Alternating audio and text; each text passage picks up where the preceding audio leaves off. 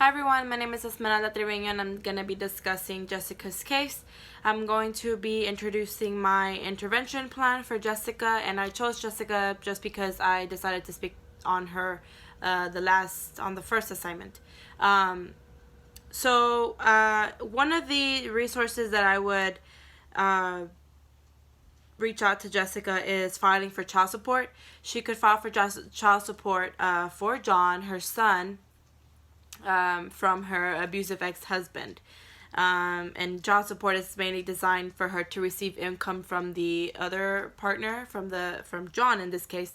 So that way she wouldn't have to worry so much on getting food on the table or gas money or anything like that. And it's easy to apply. She could just apply online and she just goes from there.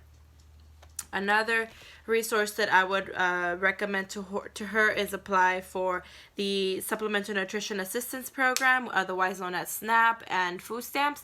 So, this can take another worry off of her plate. She can, she doesn't have to worry so much on providing, food for the table. She could just apply for this program and she would be eligible to get the funds necessary. Another one that I thought was interesting was applying for the Low Income Home Energy Assistance Program, otherwise known as LIHEAP. And this is geared towards house bills.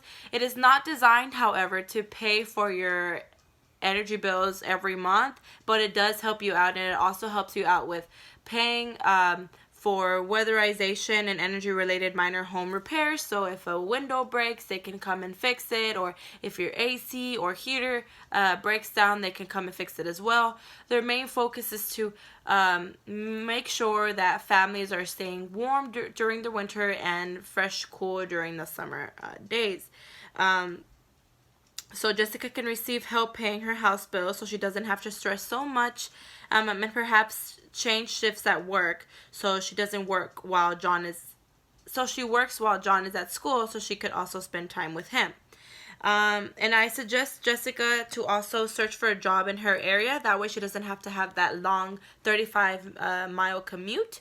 In her area that have a morning shift so she can spend time with John. Since John is autistic, I read in one of the peer reviews a book on educating children with autism. Chapter 3 says, because of the nature of autism, young children with this disorder need a consistent and supportive environment to make optimal educational progress. This process of generalization of learning needs to be anticipated and supported, and so parents of children with autism need to be more closely involved with the educational process than do parents of children with many other childhood disorders. So definitely would recommend her trying to look for a job that's, one, closer to her area, and two, to be a morning job, because she could then spend more time with John and focus on him to try to get him better, to see more progress. And also, another one of the peer reviews that I read, the title is The Unsung Heroines, Single Mothers and the American Dream by Ruth Sitto. Chapter 6 states, single mothers are not surprisingly frequently mired in basic activities of daily life, working, caring for their children, putting food on the table, paying the rent, and low-income women bear a double burden as profound shortage of resources is added to a single motherhood. I just think that this definitely fit into Jessica's case, which therefore leads to more action being made on making these changes and providing these resources for her to provide a better life for not only for her son, but her as well. I know that the environment she lives in is not the ideal environment for her and for her family.